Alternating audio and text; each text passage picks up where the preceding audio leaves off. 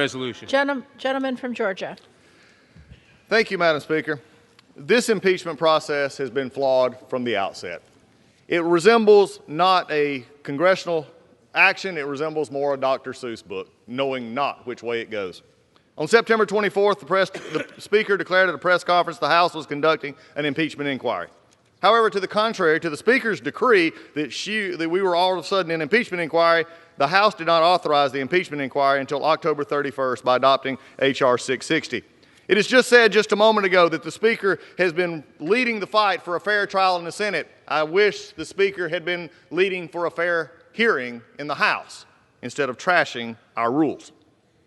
For those 71 out of 78 days from the time it was announced at a press conference to the time we finished, the President was not permitted to participate in these meetings. Think about that, 71 days out of 78 in which we actually did something on impeachment. He was not presented the ability to cross-examine fact witnesses, present counter-arguments, no due process at all in those 71 days. When presented with the opportunity when it came to the Judiciary Committee, instead of the Judiciary Committee stepping up and actually acting like the Judiciary Committee of the Committee of Impeachment, we punted. We had some law professors who already had their basic talking points. He could have cross-examined them. That would have done a lot of good. Then we could have had witnesses of staffers who testified. Again, a lot of good. Where were the fact witnesses? Instead of the rubber stamp that we were warned about 20 years ago by the current chairman, we became the rubber stamp.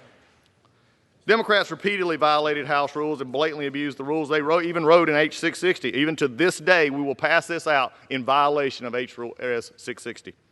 They used inflammatory rhetoric, haunting them because this is what they had to do. One Democrat said, I call for impeachment today because it's one heck of an emergency. Another said, we have a crime in progress. We have an emergency that our national election is going on right now. But my favorite in December, it's a crime spree in progress. Oh, the hyperbole just reeks in this room. When we understand this, if it was such an emergency, if there was in lieu to finding a 911 call, then why did we hold this for almost a month? Well, we've been told that it's to help a Senate fair trial. Be damned, the House inappropriate process we had.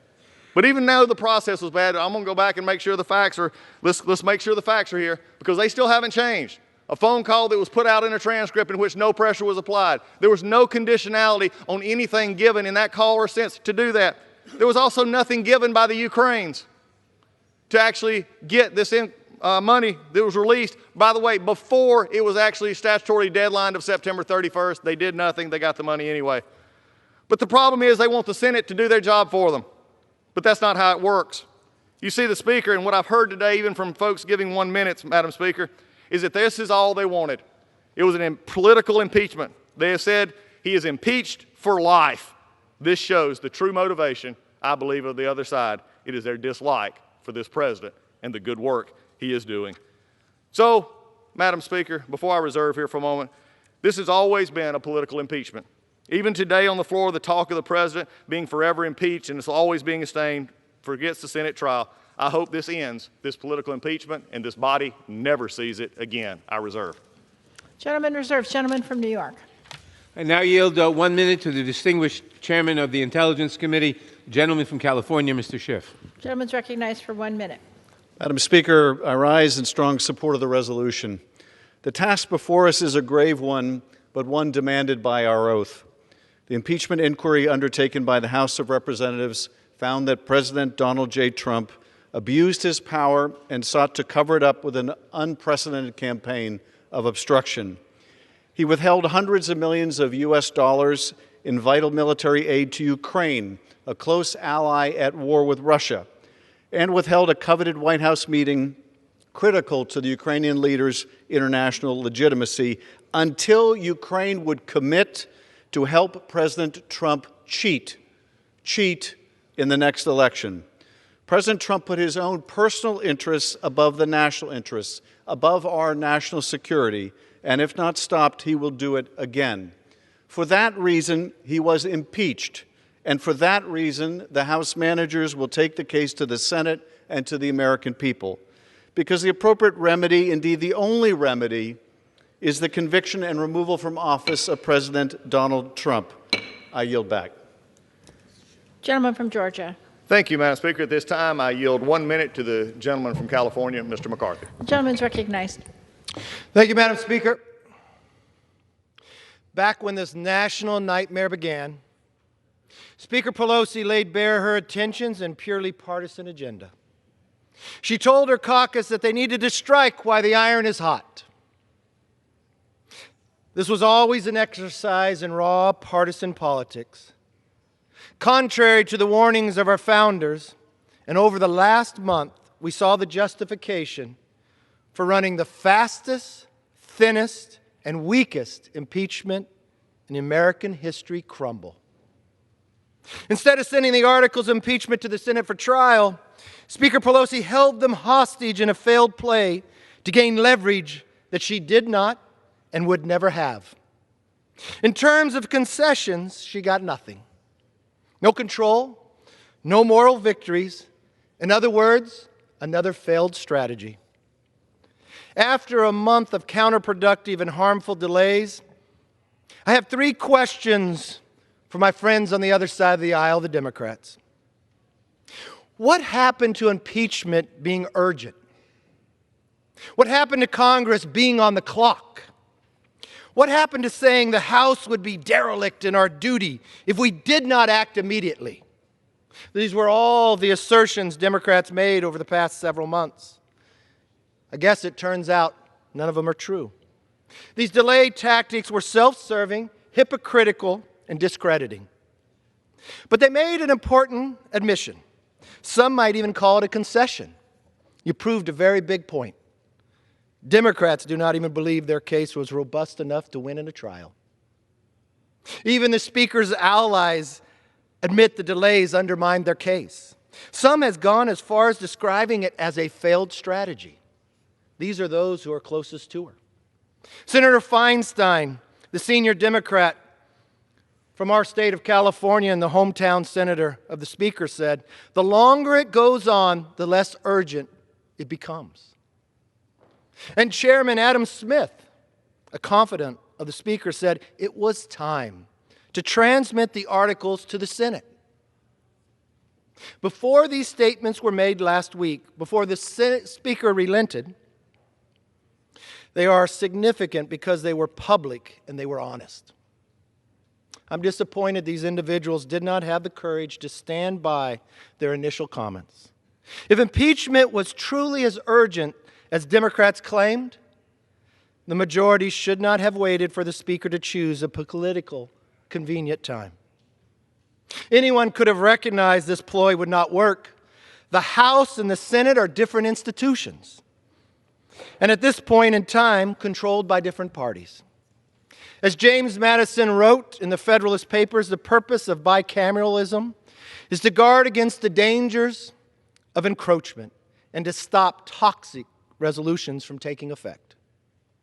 We saw separation of powers prevail against an abuse of power, just as the Constitution intends.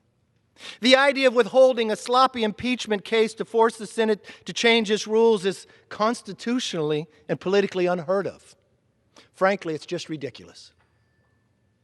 In Article 1, Section 5, the Constitution clearly states, each House may determine the roles of its proceedings.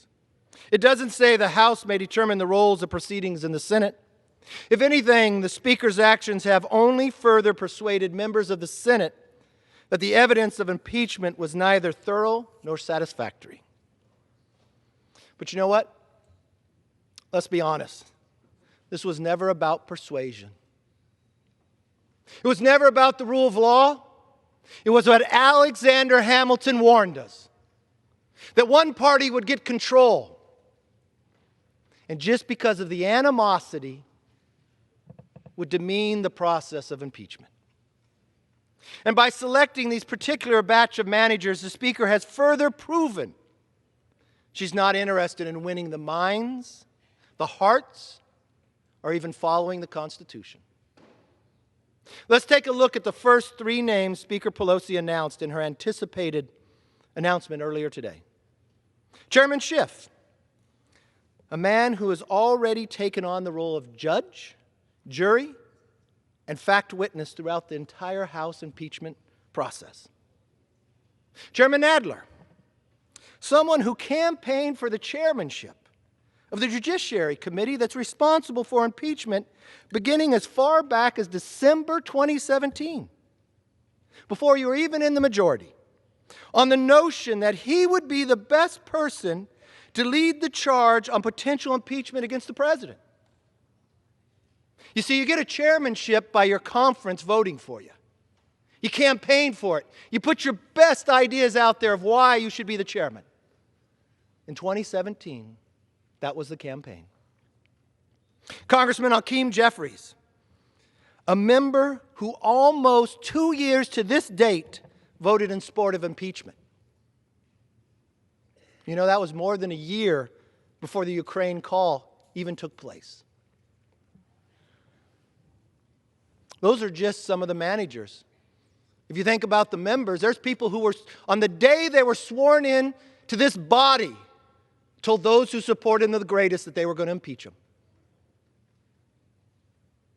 As I've said in the past, there's an issue with fairness. But instead of looking to the Senate, Speaker Pelosi should be looking within her own caucus. From the beginning, this investigation was marred by selective leaks to the media, a completely predetermined process. Yes, we've been through impeachment before, but it was much different. We believed in the rule of law back then, that we would face our accuser, that you could cross-examine, that the minority could actually ask for witnesses. The day that impeachment was asked to come forward, I sent a letter to the Speaker, laying out 10 items, none that were made up. You know what they were? The fair process we've always used in the past. The answer was no. Because they've been working on this for 2.5 years, they could not let fairness determine the outcome.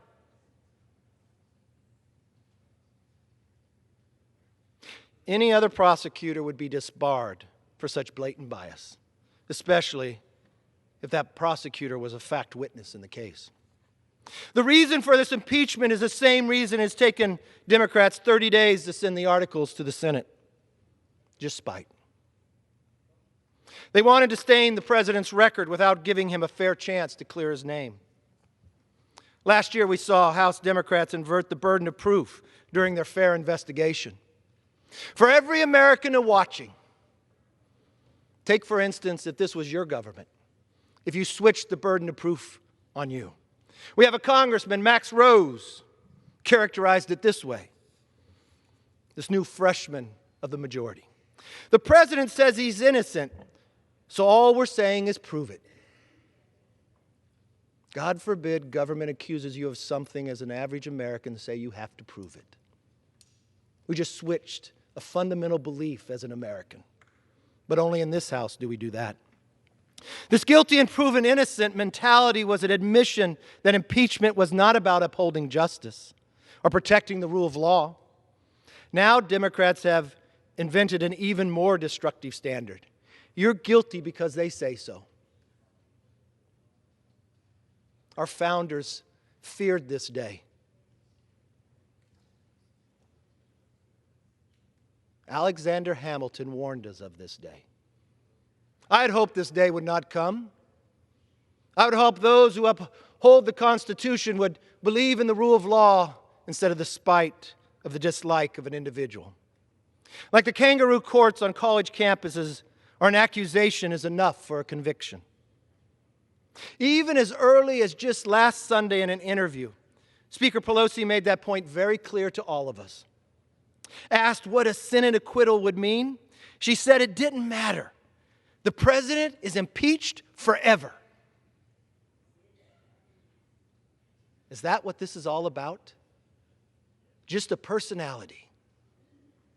Just an abuse of power that you have within a house that we all feared this country would never do. You could almost see on the speaker's smile as she spoke about this new standard how incredibly solemn she was. Madam Speaker, when Americans look back on this sad saga, they will see a rigged process that forever damaged the remedy of impeachment. Speaker Pelosi got nothing from the Senate, but the American people got worse than nothing. They got stuck with the bill for a costly, never-ending investigation.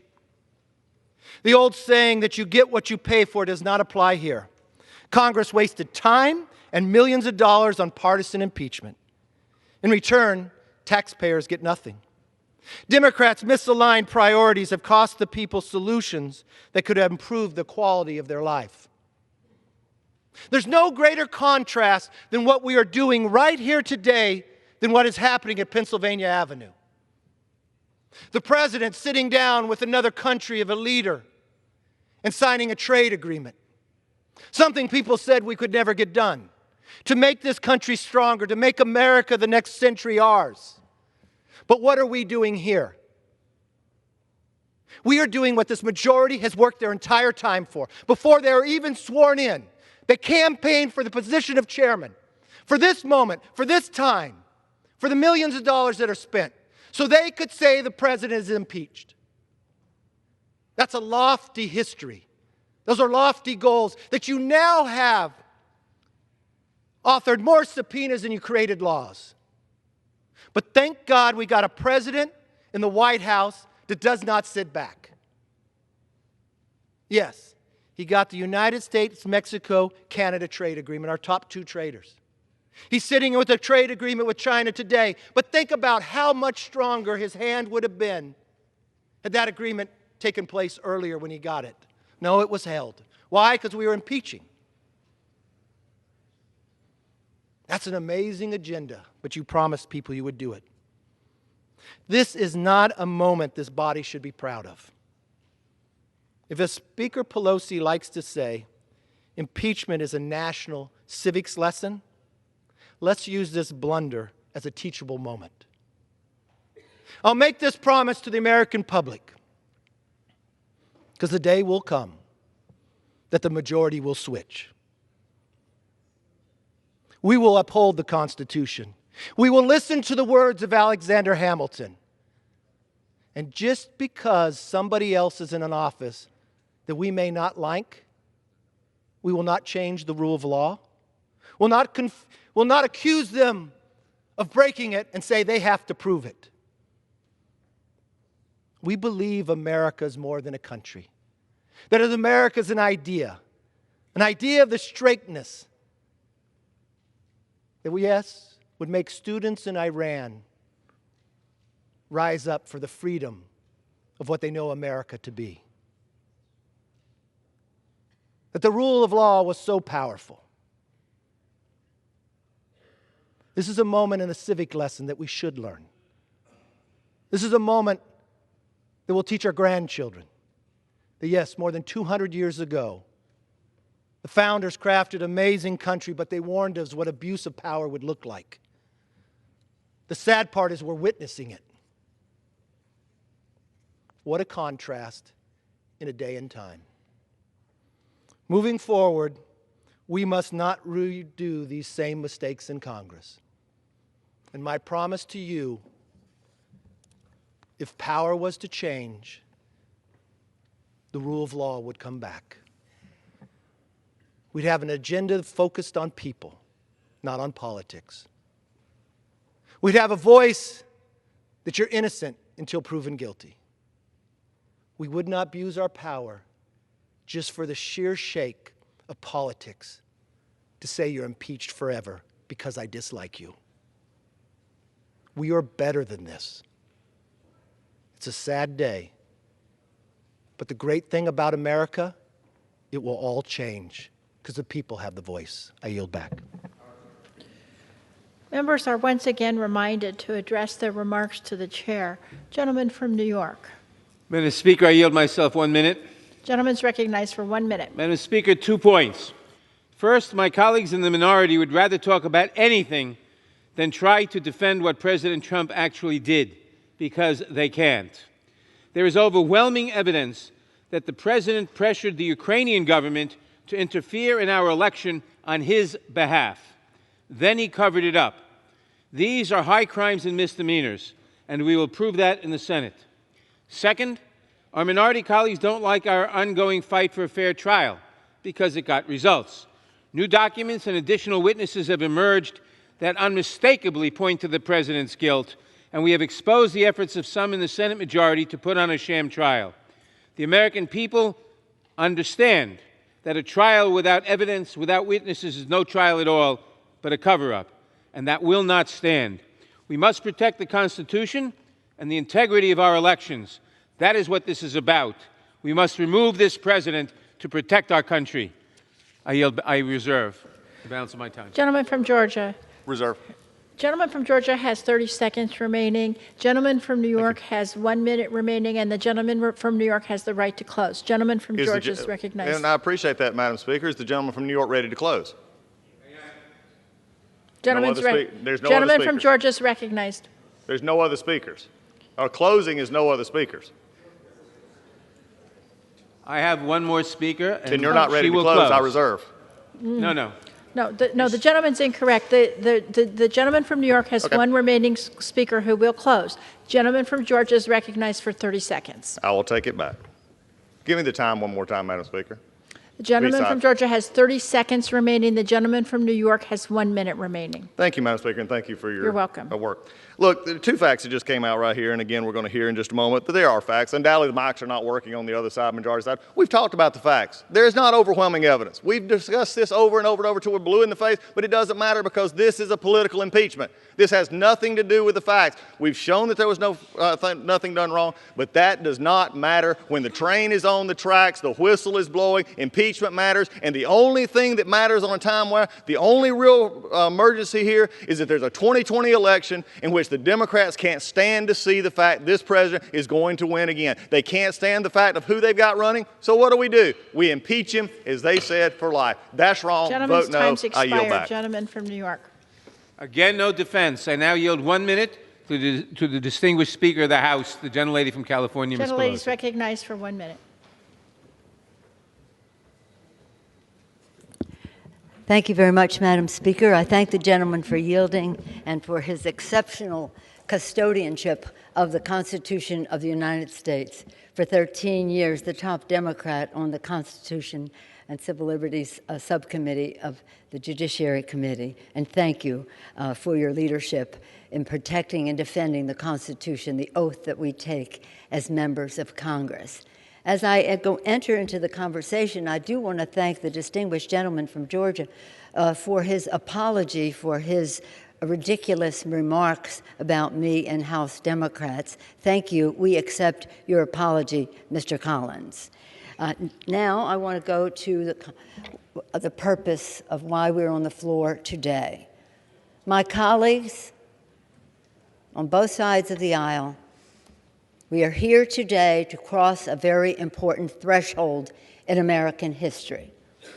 On December 18th, the House of Representatives passed articles of impeachment of Donald Trump, articles of impeachment for abuse of power and obstruction of Congress.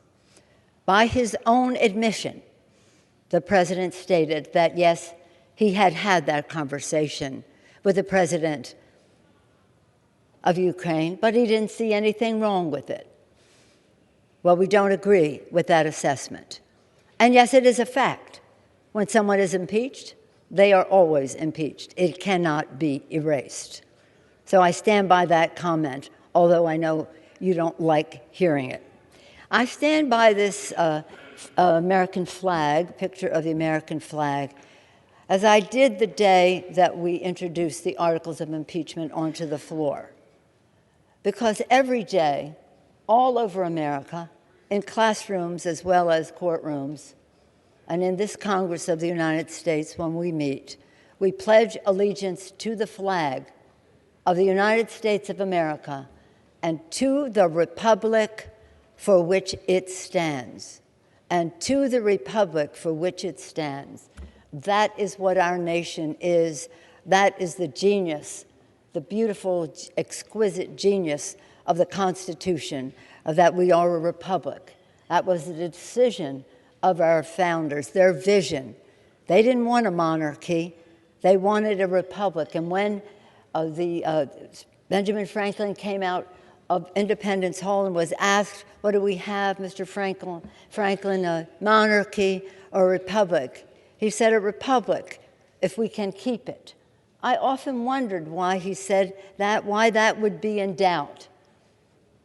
But we see why it is in doubt right now when the President of the United States has said, Article 2 says, I can do whatever I want. That's a monarchy. That is not a republic that we pledge our allegiance to every single day. And so here we are today with the articles of impeachment about to be transmitted to the United States Senate. I was thinking this morning and mentioned in a previous public event the Midnight Ride of Paul Revere. Listen, my children, and you will hear of the Midnight Ride of Paul Revere. Well, listen, my children, you will hear about an assault on the Constitution of the United States, undermining the republic for which our flag stands, by the President of the United States. The President of the United States, in using appropriated funds enacted in a bipartisan way by this Congress, funds that were meant to help the Ukraine fight the Russians. The President considered that his private ATM machine, I guess, and said he could say to the President, he could make, do me a favor. Do me a favor. Do you paint houses too? What is this? Do me a favor. So we have a situation that is very sad. Don't talk to me about my timing. For a long time, I resisted the calls from across the country for impeachment of the president for obvious violations of the Constitution that he had committed. But recognizing the divisiveness of impeachment, I held back. Frankly, I said, this president isn't worth it. But when he acted the way he did in relationship to withholding funds from Ukraine in return for a benefit to him that was personal and political, he crossed a threshold. He gave us no choice. He gave us no choice. So children, our Constitution is the vision of our founders. They were so brave. They declared independence. They did in a time frame when in the course of human events it becomes necessary. They declared independence. They fought a war of independence and bravely succeeded. They wrote documents, our founding documents, the Constitution. Thank God they made it amendable so that we could ever be expanding freedom in our country. And that, my children, is what you pledge allegiance to, the flag of the United States of America and to the republic contained in that Constitution of the United States. So we take that oath. And when we become members of Congress or other public office, we take an oath to protect and defend that Constitution of the United States. And the President of the United States takes an oath to preserve, protect, and defend the Constitution of the United States, an oath that he has blatantly violated. And for this reason, he was impeached by the House of Representatives. And for this reason, we thought it would be helpful to have not only the strong case for impeachment and removal that was put forth in this House, but to know that more was to come. And we didn't make it come because we said we're going to wait until after Christmas to send this over. They would like to have had us sent it over on Christmas Eve so they could dismiss it. Perhaps they don't realize that dismissal is cover-up, but that has been one of their trains of thought. Dismissal is cover-up. I was so disappointed the other day, last Friday, I guess Thursday, when the leader of the United States Senate, rather than strengthening the institution in which he serves, became subservient and said and signed on to a resolution that would dismiss charges. Dismiss. Dismissal is cover-up. And so in the course of the time, since we passed the resolution, and not because of the time, we passed it on December 18th. On December 20th, new emails show that 91 minutes after Trump's phone call with the Ukrainian president, a top Office of Management Budget aide asked the Department of Defense to hold off on sending military aid to Ukraine.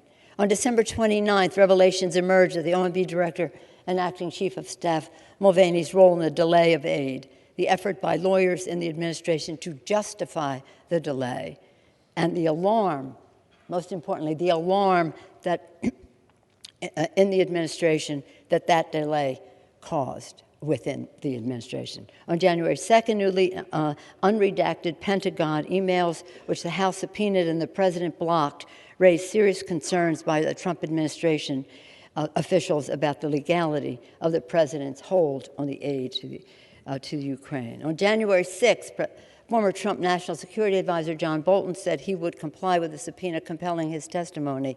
His lawyer stated he had new relevant information. On January 13th, reports emerged that the Russian government hacked the Ukrainian gas company Burisma as part of their ongoing effort to influence the U.S. election in support of Trump. On yesterday, House committees, Mr. Nadler, Mr. Schiff, Mr. Engel, and Congresswoman Maloney, Madam Chair Maloney, released new evidence pursuant to a House subpoena from Lev Parnas, recently photographed with the Republican leader, an associate of Rudy Giuliani, that further proves that the president was the central player in the scheme to pressure Ukraine for his own benefit in the 2020 election. The Senate leader and the president are afraid of more facts coming to light. That is why the leader signed onto that dismissal resolution. A dismissal, again, is a cover-up. The American people will fully understand the Senate's move to begin the trial without witnesses and documents as a pure political cover-up. Whatever the outcome, the American people want a fair trial, fair to the president, fair to the American people.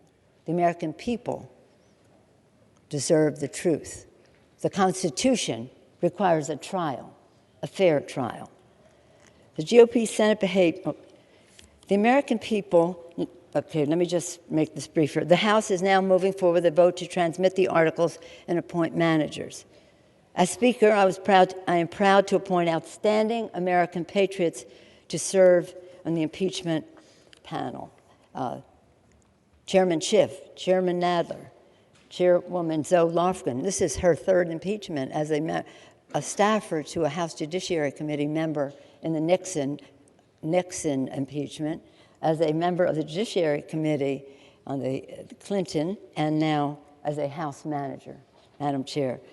Madam Chair of our caucus, Hakeem Jeffries, a serious, respected litigator. Val Demings, a member of the police force of Orlando, and for 27 years, and for part of that time, the first woman and African-American police chief of Orlando. She knows her way around the courtroom. Jason Crow from Colorado, an Army Ranger, served our country in the military in Iraq and Afghanistan, and now in the Congress of the United States, and he too, a respected litigator. And Sylvia Garcia of Texas, a judge in a number of capacities in Texas, and a member of the Judiciary Committee. We're very honored that you have taken the responsibility, all of you,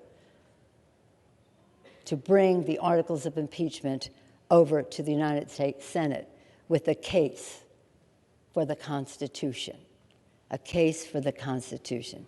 So back to the children, back to the children. We don't want this president or any president to ever violate the Constitution. It is very, very important that we see that that Constitution is central to who we are as a country. Our system of government, our Constitution, so valued, so respected, hopefully so honored by everyone who takes an oath of office to support and defend it. I mean, you see the Russians now hacking in Ukraine. It just came out yesterday or the day before. It just reminds me that I think most Americans would think that voters in America should decide who our president is, not Vladimir Putin in Russia deciding who our president is. I'm very concerned that in all of this, whether it's withholding funds for the Ukrainians, the Ukrainian government to fight the Russians, whether it's undermining our commitment to NATO, whether it's, again, making decisions of what happens in Syria vis-a-vis Turkey, favoring the Russians, that all roads lead to Russia. All roads lead to Putin. Well, some in the administration may think that's okay, I don't. But we do insist and wonder why this president and some in this Congress will not come to the defense of our electoral system by allowing that to happen, denying that it's happening, placing the blame elsewhere. This is as serious as it gets for any of us. Only the vote to declare war would be something more serious than this. We take it very seriously. It's not personal, it's not political, it's not partisan, it's patriotic. So again, I thank our distinguished managers for their courage, their dedication, for being willing to spend the time to do the job, to honor the oath that we take and honor the pledge that our children take, allegiance to the flag and to the republic for which it stands. With that, I urge a yes vote and yield back the balance of my time. All time for debate has expired. Pursuant to House Resolution 767, the previous question is ordered. The question is on the adoption of the resolution. All in favor say aye. Aye. Opposed, no. The ayes have it. The resolution is adopted. Gentleman from Georgia. I ask for a recorded vote. Does the gentleman ask for the yeas and nays? Yeas and nays. Yeas and nays are requested. Those favoring a vote by the yeas and nays will rise. A sufficient number having risen, the yeas and nays are ordered. Members will record their votes by electronic device, and pursuant to Clause 9 of Rule 20, this 15-minute vote on adoption of the resolution will be followed by a 5-minute vote on agreeing to the Speaker's approval of the journal, if ordered. This will be a 15-minute vote.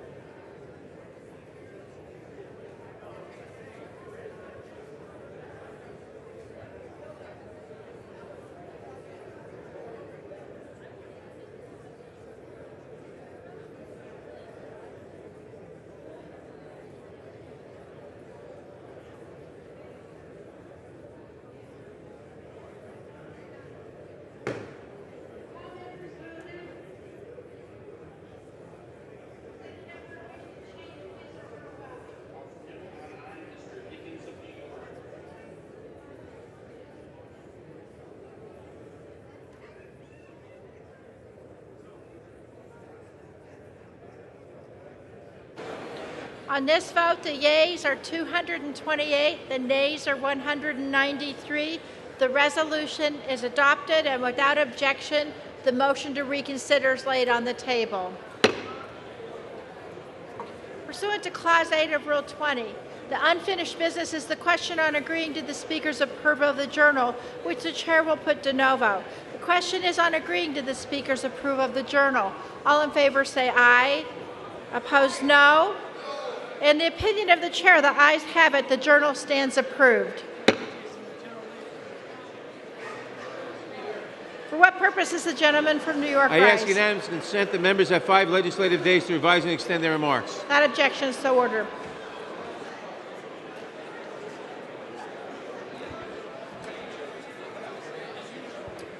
The Chair lays before the House a communication. The Honorable the Speaker, House of Representatives, Madam, pursuant to the permission granted in Clause 2H of Rule 2 of the Rules of the U.S. House of Representatives, the clerk received the following message from the Secretary of the Senate on January 15, 2020 at 11:18 a.m. that the Senate passed Senate 2547. With best wishes, I am, signed sincerely, Cheryl L. Johnson. Chair lays before the House a communication.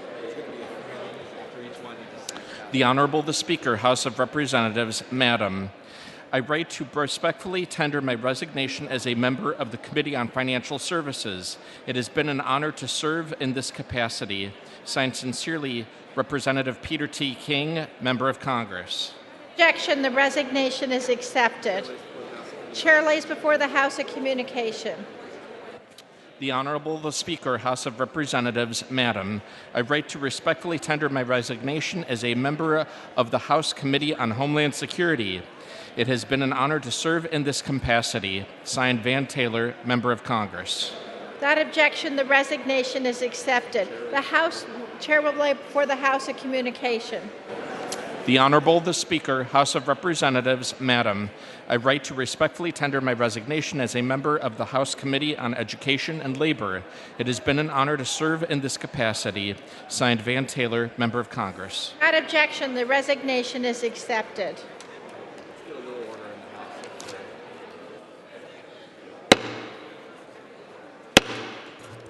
The House will come to order.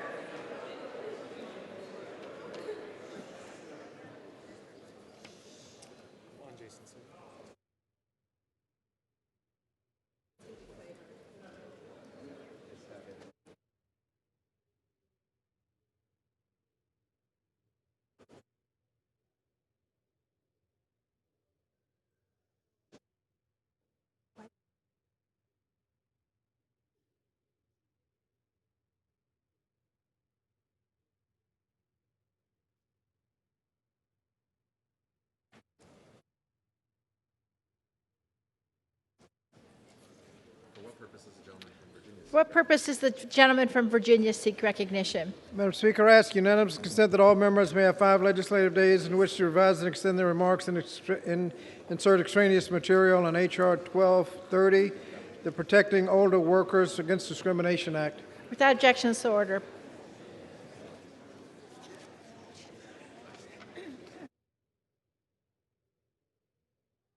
Pursuant to House Resolution 790 and Rule 18, the Chair declares the House and the Committee of the Whole House on the State of the Union for consideration of H.R. 1230. The Chair appoints the gentleman from Texas, Mr. Cuellar, to preside over the Committee of the Whole.